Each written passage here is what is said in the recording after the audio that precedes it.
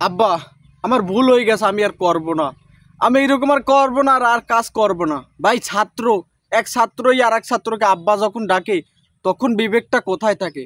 তারপরও তার উপরে লাঠিচার্জ চলে। শুনলাম নাকি 3জন চলে গেছে অলরেডি। এই যে মোল্লা কলেজ, সরদ্দি কলেজ লইয়ে যে কামড়া কামড়িটা বাজলো, সেখান থেকে 3জন চলে গেছে। জানি না সঠিক কিনা, বাট 3জন যে চলে গেল। তুমি তো এই তো তোরাই তো ভাই, তোরাই তো এই স্বৈরাচার সরকার পতনের কালে তোরাই তো আন্দোলন করছিলি, তোরাই তো স্লোগান দিছিলি, তুমি কে আমি কে ছাত্র ছাত্র, তুমি কে আমি কে বাঙালি। তখন তো এই স্লোগান আসে নাই, তুমি কে আমি কে রাজাকার, এটা স্লোগান আসে নাই? অবশ্যই কিন্তু আসছে, এই ছাত্ররাই কিন্তু দেশে। তাহলে তখন তো ভেদাভেদ ছিল না, তখন তো কোনো বৈষম্য ছিল না। এখন কেন সেই বৈষম্য তৈরি হলো? এখন কেন সেই আন্দোলন হলো? এখন কেন ভাঙচুর হইলো? এখন কেন এক ছাত্র এক ছাত্র মারলো?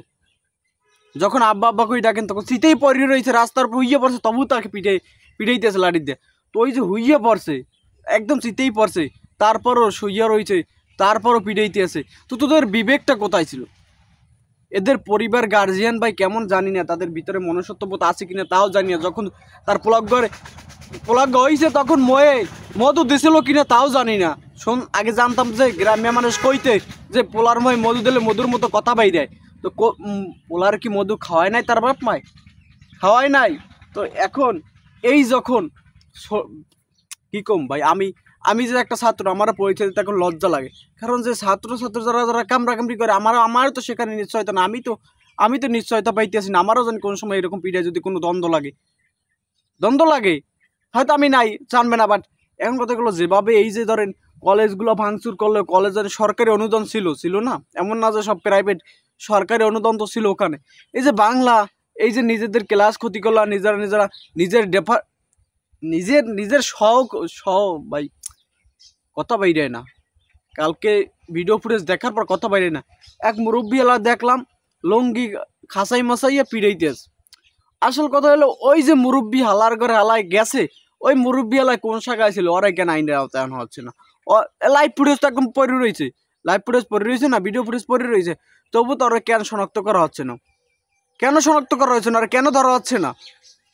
এখন কথা গেল, আব্বা যখন ডাকে একটা ছেলে, একটা মানে বন্ধুকি যখন একটা আব্বা বলে ডাক দেয়, তখন ভাই পৃথিবীতে কোথায় আছে? পৃথিবী কোথায় আছে? তবু তাকে, তারপরও যখন লাঠিচার্জ করা হয়, তারপরও যদি তাকে মারা হয়, তো তার মধ্যে বিবেক মানবতা বলতে কিছু আছে? কিছু ঢুকছে?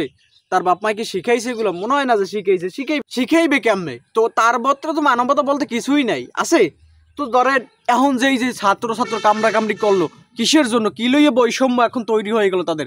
যখন ওই যে শেখ হাসিনা স্বৈরাচার লইয়া আন্দোলন করছে, যখন তোমরা এই যে জুলাই আন্দোলন করছো, তখন তোমরা ছাত্ররা তো ভেদাভেদ ছিল না, তখন তো সবাই মিললে মাঠে নামছো, সবাই আন্দোলন করছো। আজ কেন এই যে অমুক কলেজ বিবাদ করে আজগো কেন দ্বন্দ্ব হবে?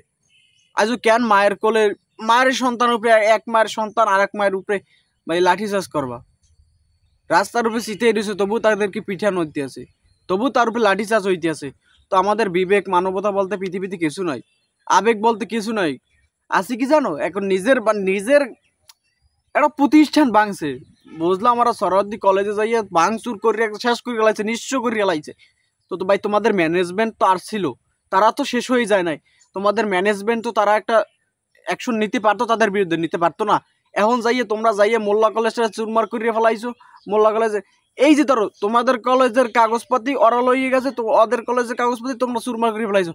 এখন এই যে আর্থিক একটা খরচ হইবে আনে, তো বাপু এই আর্থিক খরচ কি তোমাদের বাপ মায় দেবে না? দেবে না? দেবে কেটে আমরা যাই দেবো? হ্যাঁ, নাকি সরকার দেবে?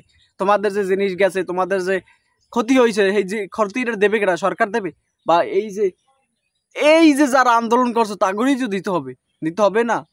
আজ কেন ছাত্র কামড়াকামড়ি? আজ কেন হঠাৎ করে বাংলাদেশ বিক্ষোভকারী হয়ে উঠবে? এত আন্দোলন কিসের? কেন হইবে আন্দোলন? বাংলাদেশকে আন্দোলনের পর আন্দোলন হইতে থাকবে, ছাত্র আন্দোলন করবে? এইটা কি কোনো সময় মানছেন যে ছাত্র কামড়াকামড়ি করবে ঢাকা শহর বইয়া? ভালো করেই হয়েছে, বাট এই যে ছাত্র পরিবার গেছে, হইয়ে রয়েছে, তারপরও তার উপরে লাঠিচার্জ, এটা মানা যায় না, কোনো বিল মেনে নেওয়া যায় না।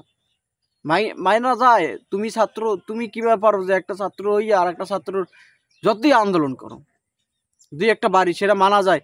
মানে সবাই মিললে যদি একটা লাঠিতে যদি একটার উপরে পড়ে, তখন সেই ছেলেটা যাইবে কোথায়? হারিয়া সিটে কি মাটির তলে ঢুকে যাইবে?